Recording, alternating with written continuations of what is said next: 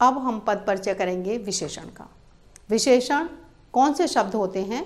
वे शब्द जो संज्ञा और सर्वनाम की विशेषता बताते हैं, यानी संज्ञा या सर्वनाम की विशेषता बताने वाले शब्द विशेषण कहलाते हैं। विशेषण का पद परिचय किस तरीके से करेंगे, तो उसके लिए हमें विशेषण के जो भेद हैं वो हमें याद रखने हैं। सबसे पहली बात, कौन से भेद हैं? गुणवाचक है, फिर उसमें संख्यावाचक, परिमाणवाचक, सार्वनामिक विशेषण, और परिमाणवाचक और संख्यावाचक में निश्चयवाचक और अनिश्चयवाचक होते हैं। वो जब हम पद परिचय करेंगे तब आपको बताएंगे।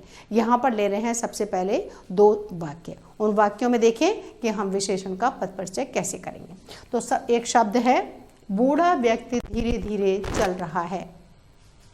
कैसा व्यक्ति है? बूढ़ा है। व्यक्ति क्या है? संज्ञा है। ये बूढ़ा शब्द किसकी विशेषता बता रहा है? कौन बूढ़ा है? व्यक्ति बूढ़ा है। व्यक्ति संज्ञा शब्द है। संज्ञा की विशेषता बताने वाला शब्द बूढ़ा, यह हुआ विशेषण। अब कौन सा विशेषण हुआ? सबसे पहले ध्यान रखेंगे, हमने जैसे मान लीजिए इस शब्द का हमने परिचय देना है, तो हम बूढ़ा शब्द को हमने यहाँ लिखा जैसे बूढ़ा। अब इसका क्या है? परिचय देना है। तो ये क्या बता रहा है इस व्यक्ति का? कि उसकी अवस्था के बारे में बता रहा है कि वो बूढ़ा है व्यक्ति, उसकी दशा बता रहा है। तो यहाँ पर क्या हुआ? ये गुणवाचक विशेषण, उसका गुण बता रहा है, गुणवाचक विशेषण।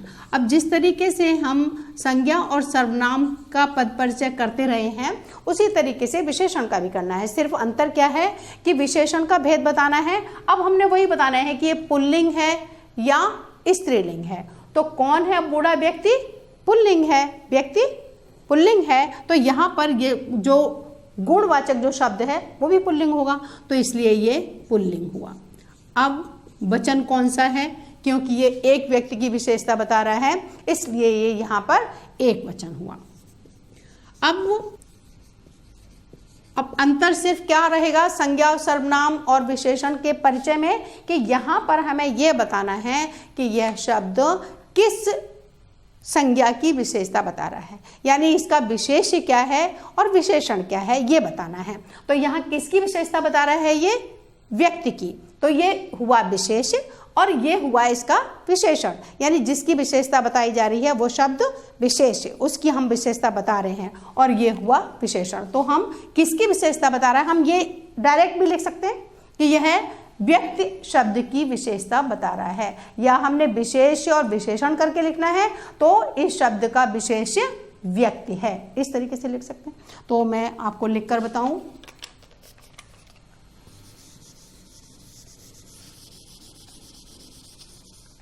बूढ़ा व्यक्ति की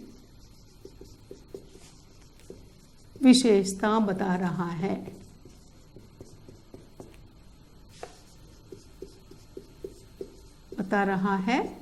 या हम इसको इस तरीके से भी लिख सकते हैं कि इसका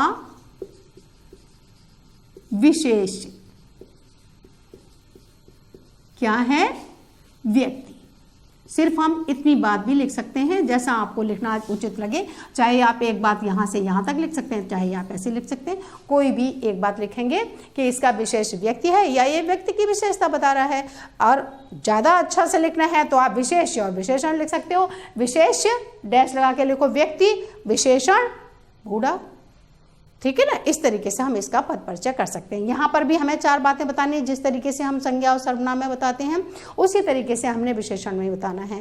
क्या भेद है, कौन सा लिंग है, वचन कौन सा है और किसकी विशेषता बता रहा है। क्योंकि ये विशेषण है तो इसलिए इसे विशेषता बतानी है। किसकी बतानी है? संज्ञा या सर्वनाम की। तो वो शब्द छांट कर आपने लिखना है कि यह किसकी विशेषता बता रहा है।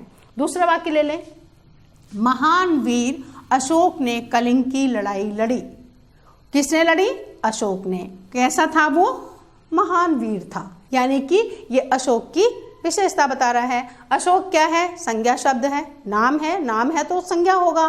तो अब महान वीर अशोक ने कलिंग की लड़ाई लड़ी, यानी कि ये यहाँ पर अशोक की विशेषता को बता रहा है, गुण बता रहा है।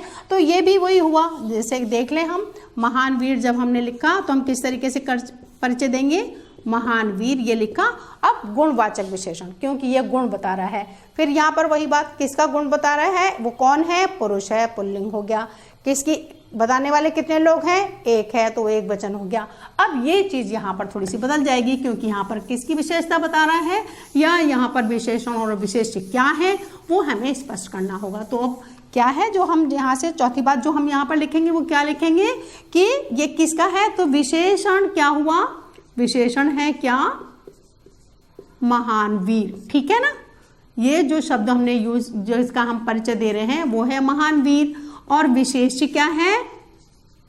किसकी विशेषता बता रहा है ये अशोक की।